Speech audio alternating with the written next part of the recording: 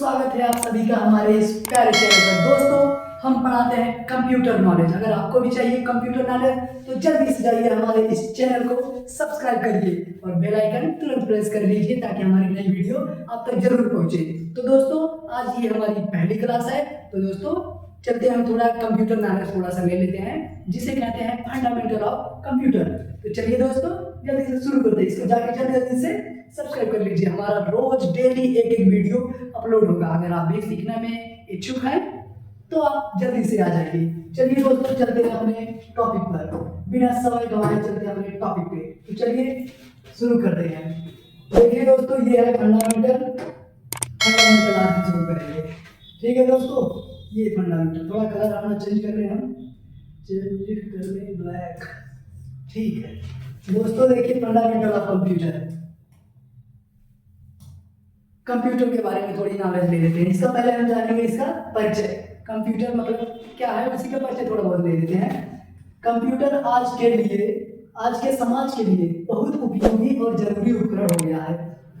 आज हमारी जरूरत के अनुसार कंप्यूटर सारी सूचनाएं हमें देता है, जिससे हम अपनी सोचने की शक्ति को बढ़ाते हैं। कंप्यूटर का इस्तेमाल हमारे जीवन में बहुत दक्षता और बहुत सहायक हुआ है।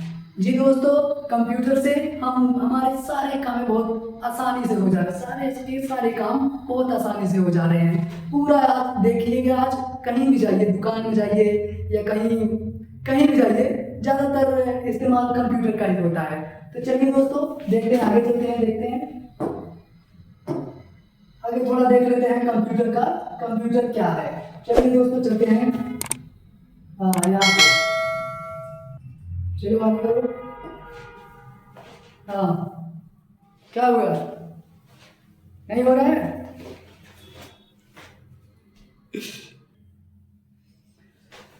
दोस्तों, थोड़ा सा वो गड़बड़ी हो गई थी। चलिए आगे देखते हैं कंप्यूटर क्या है। तो चलिए देखते हैं हम कंप्यूटर क्या है। कंप्यूटर एक ऐसा इलेक्ट्रॉनिक उपकरण है जो अपनी मेमोरी में मौजूद निर्देशों को आधार पर काम करता है या डाटा इनपुट को ग्रहण कर उसे तय नियमों के अनुसार व्यवस्थाबद्ध कर परिणाम निकालता है और साथ ही भविष्य में इस्तेमाल हेतु उसे सुरक्षित भी करता है। जैसे दोस्तों, रुकिए, हम बता रहे हैं। ये देखिए कीबोर्ड है। कीबोर्ड में जैसे हम कुछ भी इनपुट करेंगे तो वो सीधा जाएगा किसमें, सीपीयू में। कीबोर्ड में किए इनपुट, ठीक है दोस्तों, कीबोर्ड में करेंगे इनपुट, सीधा जाएगा सीपीयू में। सीपीयू होता है माइंड ऑफ कंप्यूटर, उसका ब्रेन होता है। जैसे हमारा ब्रेन नहीं सोचता है, उसे प्रोसेस करता है उसमें सीपीयू।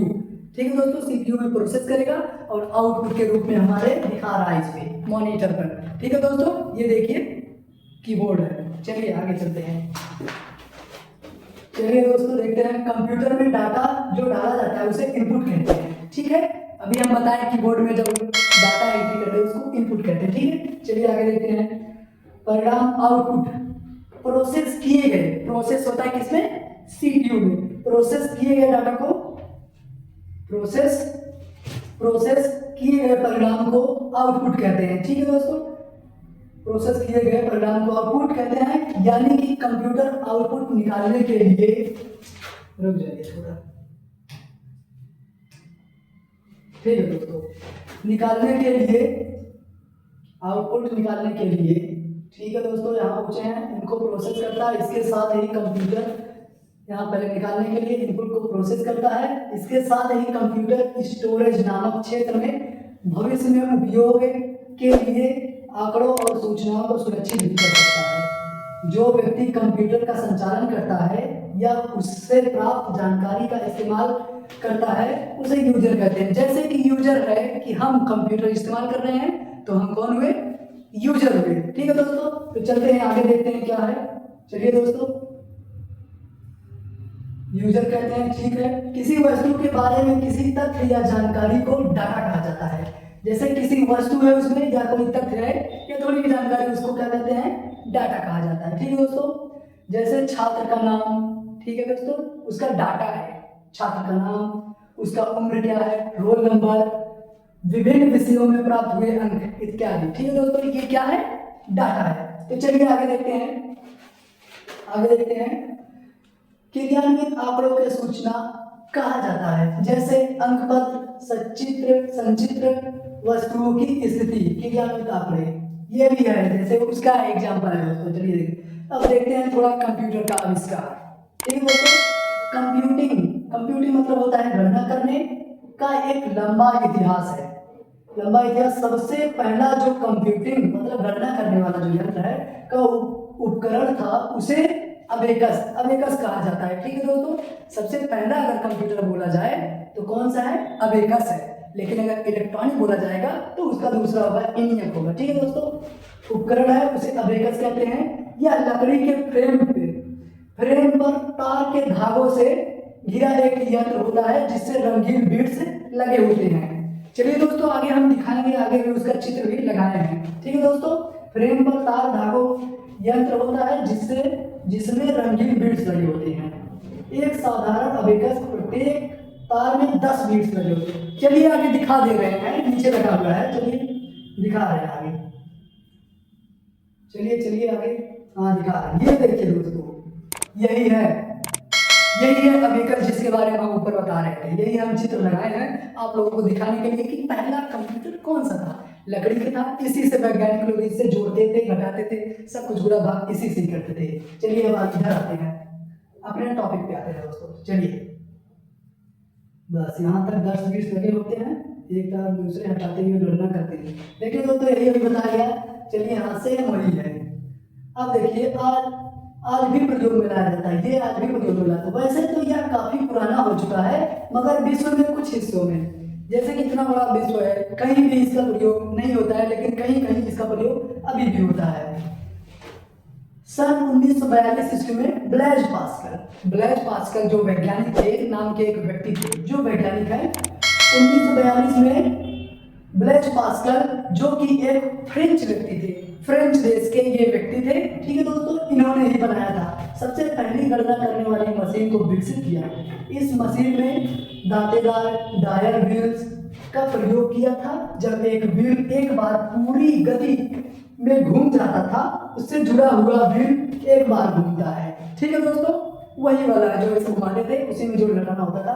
अब ये देख लीजिए थोड़ा, ये चित्र को कंप्यूटर पार्ट्स है।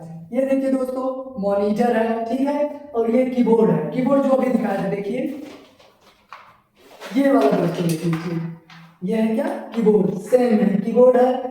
ये कंप्यूटर का वो है, क्या बोलते हैं उसको? CPU, जिसमें प्रोसेसिंग होता है। जैसे हमारा माइंड है वैसे सेम CPU है। ठीक है दोस्तों, और ये प्रिंटर तो आप सभी जानते होंगे, अगर फोटो कॉपी होगी या कुछ भी कराना है तो आप जाते हैं दुकान पे तो प्रिंटिंग करते हैं। ठीक है दोस्तों, ये माउस है जो चलाते हैं। माउस हमारे पास है, दिखा देते हैं, लेकिन यहाँ देख लीजिए चित्र में माउस है। ठीक है दोस्तों, ये स्पीकर है। स्पीकर आप तो जानते ही हैं, डीजे से बजाते हैं आप लोग घर में। ठीक है दोस्तों, स्पीकर है। चलिए आगे देखते हैं। यहाँ तक हो गया है, घूमता है, एक दिन होता है। देख लीजिए, यही है सबसे पहला कंप्यूटर, दुनिया का, विश्व का सबसे पहला कंप्यूटर है यही। इसे बोलते हैं अबेकस। ठीक है दोस्तों, कब इसका निर्माण हुआ था? 1942 में। कौन किया था? फ्रेंच व्यक्ति था। ठीक है दोस्तों, चलो आगे चलते हैं। जाता है बार बार घुमाने पर जो परिणाम आता है उसे साधारणतः पटल पर लाया जाता है या जोड़ने और घटाने में सक्षम है। बाद में एक जर्मन दार्शनिक गाटफ्राइड लेबनिज ने पास्कल के इस आविष्कार में, जो ये आविष्कार है, इसमें कुछ सुधार कर दिए। ठीक है, एक मशीन तैयार किया जो अब जोड़ने, घटाने, गुणा करने, भाग देने तथा वर्गमूल निकालने के कार्य आते हैं। पहले तो सिर्फ कुछ वैसे ही बिट्स थे, इसी में जो घटाना होता था, लेकिन अब नहीं। अब देखिए, गुणा करने, भाग देने, वर्गमूल निकालने कर सकते हैं इससे। देखिए यही है इनका, देखिए लेबनिज का यही आविष्कार है।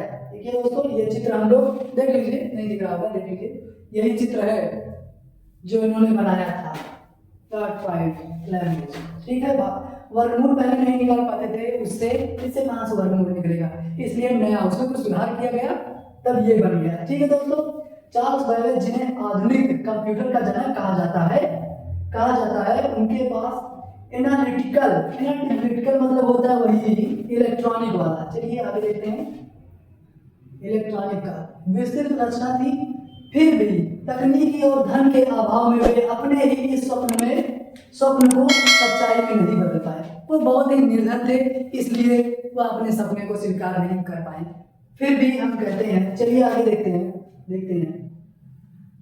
फिर भी तकनीकी और धन के अभाव में अपने इस स्वप्न को सच्चाई में नहीं बदल पाए। बहुत निर्धन थे, पैसे की वजह से हो गया। पिछले 60 वर्षों में कंप्यूटरों में बहुत ही तीव्र गति से विकास हुआ। विकास मतलब कि वही बदलाव, जहाँ बदलाव वहाँ विकास, चाहे गांव हो चाहे देश हो। इस विकास को 5 चरणों में विभाजित किया जाता है। हर चरण को एक पीढ़ी कहा जाता है। ठीक है दोस्तों, आगे हम कल पढ़ेंगे। ये पीढ़ी मतलब होता है जैसे आपके पूर्वज, पहले पीढ़ी, दूसरी पीढ़ी, दादा और दादा, ऐसे होता है, वैसे कंप्यूटर में भी होता है। तो चलिए दोस्तों, आज के लिए इतना ही। आगे हम कल पढ़ेंगे दूसरी क्लास में पहली पीढ़ी 1946 और 1958 तक जो चली थी। चलिए दोस्तों, जल्दी जल्दी जाकर सब्सक्राइब कीजिए। पार्ट 2 हम कल लेके आएंगे। चलिए दोस्तों, बाय बाय, फिर मिलेंगे कल।